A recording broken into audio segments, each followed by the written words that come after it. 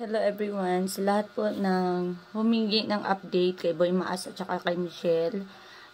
Guys, ito lang po ang maibibigay ko sa inyo na update nila. At hindi ko pa po din napuntahan si Michelle at saka si Boy Maas. Actually, pupunta sana talaga ako doon para bigyan ko ng mga damit na pang baby si Michelle kasi malapit na siyang mga anak. Kaya lang guys, wala pa po tayong time at para pumunta doon na bisitahin ulit sila. So, panoorin muna natin to saglit. Oh. Ano, tinga kung uyuan nga si Michelle dito doon na sa may gate sa gawas. Uy, basing Janilog, mag-anak si Michelle ha. Ako imong pala mong sinunlan. Ilay. Na ako yun ang apretadahon. Ako Ang kami aman.